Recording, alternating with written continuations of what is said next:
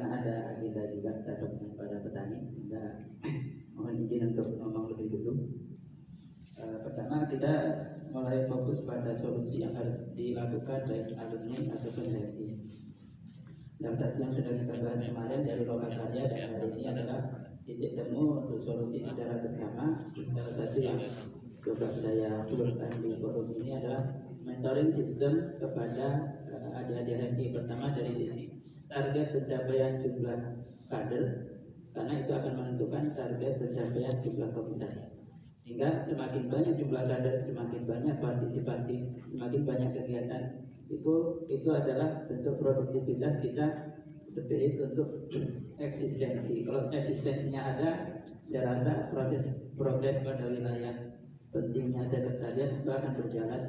Sebagaimana kita juga pernah melalui bahwa organisasi ini adalah organisasi dianggap dalam pergerakan dan juga dakwah, sehingga sebab makin banyak kegiatan akan banyak saldo, ya kan?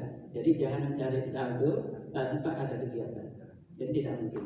Makanya target pengkaderannya adalah jumlah baru kualitas. Makanya kalau sekarang ada 4 komisariat berarti punya target menjadi korkom dan sudah ada berapa jurusan karena sudah 4 fakultas ya. Sehingga sistem mentoring ini penting bagi kita selaku alumni.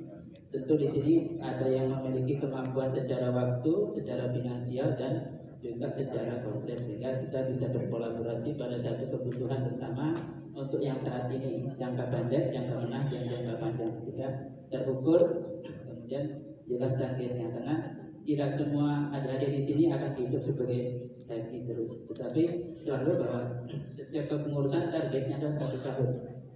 Mungkin ada yang sempat jadi anggota, alhamdulillah kita selalu habis training selalu akan menjadi pengurus. Nah, produktivitas itu berarti akan sejalan dengan respon daripada alumni itu sendiri.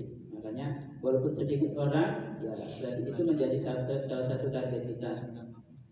Dan saat ini saya lihat, ya karena dulu saya berpikir ketika masih jadi HMI,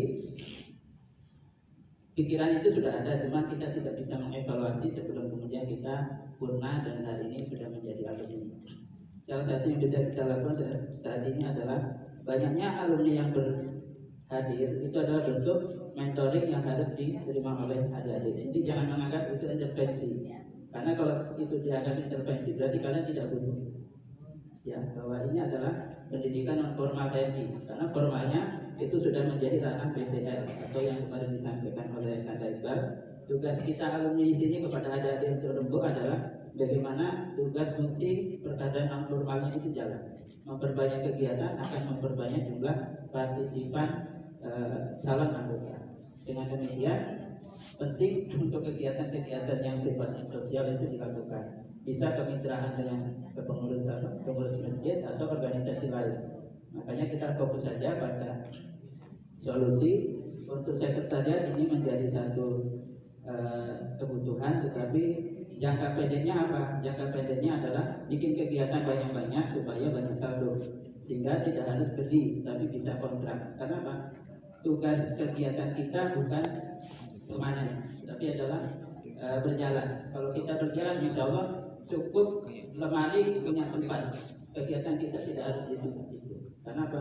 Secara administratif, baik cabang yang di mana, di perjuangan ataupun privat, itu adalah rumah kita bersama. Jadi jangan merasa kita bukan kami, kita bukan HMI cabang. Kalau memang memungkinkan kegiatannya di kota, manfaatkan itu. Karena itulah yang menjadi salah satu spirit bahwa kita ber-HMI itu tidak terkotak-kotak. Jadi kalau sudah ada hijau hitam, itu rumah kita. Bahkan baru kenal saja kita harus bersikap bahwa kita dekat. Kemarin saya ke Balikpapan karena dia menyebut bahwa si ketua Batko itu Rinto ya. Si Pak Redi nyebut itu Rinto, kok ini berarti alumni. Langsung saja saya tembak berikutnya.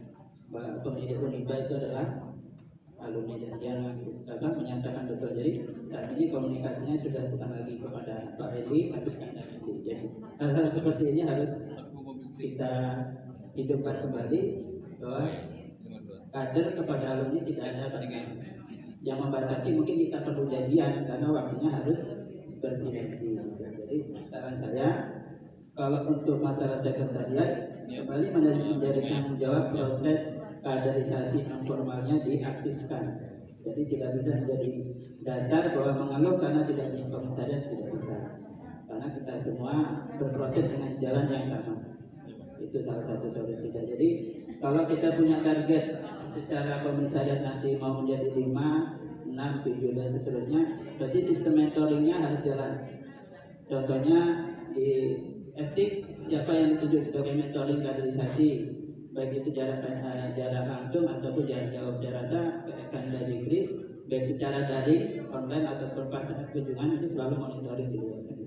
Dan saya juga masih di Samarinda, memang walaupun di Samarinda intensitas saya agak kurang, jadi saya juga mohon maaf. Tapi kalau ini sudah disepakati, ini menjadi salah satu progres kedepannya untuk saling mengisi. Karena alumni tidak cuma satu kan, seperti keadaan itu salah satu partner saya juga untuk bagaimana adik-adik di komisariat yang mungkin kita dulu syariah tetap mentoring gitu. Sehingga perselisihan bukan lagi menjadi masalah, tapi itu eksistensi. Jadi itu juga tidak perlu lagi ditelurkan, karena kalau ditelurkan berarti kita tidak dewasa dengan masalah. Karena kan kita hidup ini tugasnya menyelesaikan masalah 4 untuk mendapatkan poin 1 gitu. Jadi kita lebih positif saja dan mengarah kepada solusi jangka pendek, jangka menengah dan jangka panjang, sehingga termasuk kegiatan kita hari ini harus kita sepakati apakah ini kemudian menjadi acara tahunan, sehingga tahun depan bisa kita evaluasi apa yang hari ini kita sepakati. Sehingga bukan hanya menjadi tanggung jawab kami selaku alumni untuk support, tapi adik-adik juga terevaluasi bagaimana tanggung jawab untuk mewujudkannya. Karena kinerja ini adalah kinerja organisasi mahasiswa. Nah, kalau saya boleh punya solusi, kebetulan bulan kemarin saya ikut pelatihan di Kementerian Agama mewakili pondok yang di Tegadok. Ada memang bentuk kegiatan best practice untuk usaha yang sangat cocok kalau di UINSI itu adalah sebenarnya laundry ya, karena basicnya adalah jumlah mahasiswa. Nanti bisa saya bantu untuk bagaimana sistemnya, teman-teman yang nanti menjadi surveyornya memungkinkan nggak untuk dilakukan itu. Karena kalau kita berbicara usaha berarti berbicara tentang bagaimana menghasilkan dan saldo. Tapi karena ini adalah organisasi kader dan dakwah, kita fokus kepada kegiatan-kegiatan saja, itu lebih bagus. Karena apa? Semakin banyak kegiatan, insya Allah akan semakin banyak saldo. Jadi kembali kepada untuk bisa kita sepakati kegiatan ini untuk bisa dilakukan lagi 1 tahun ke depan. Untuk waktunya bisa kita sepakati di forum ini ataupun konfirmasi lewat WA. Yang kedua, target mentoringnya, target mentoring pembiayaan tadi sudah disepakati untuk sistem iuran. Yang kedua, mentoring sistem perkaderan juga harus kita sepakati. Kira-kira dari teman-teman adik-adik di komisariat, khususnya ketua komisariat, harus punya target juga. Mau kita bentuk berapa komisariat lagi di IAIN dengan jumlah mahasiswa hari ini? UINSI ya, sudah berapa jumlah mahasiswa, sekarang jumlah komisariat berapa, target ke depan harus ada korkom, berarti nambah 1 lagi ya. Nah, sehingga kayak di tarbiyah atau FT kan jurusannya yang paling banyak, sehingga memungkinkan untuk mekar. Yang sekarang mekar kan dari syariah menjadi PG dan Quran. Jadi FT harus mekar bisa menjadi 3 gitu kan. Jadi itu saja dari saya. Selebihnya mohon maaf, mohon izin kepada Anda sekalian dan adik-adik untuk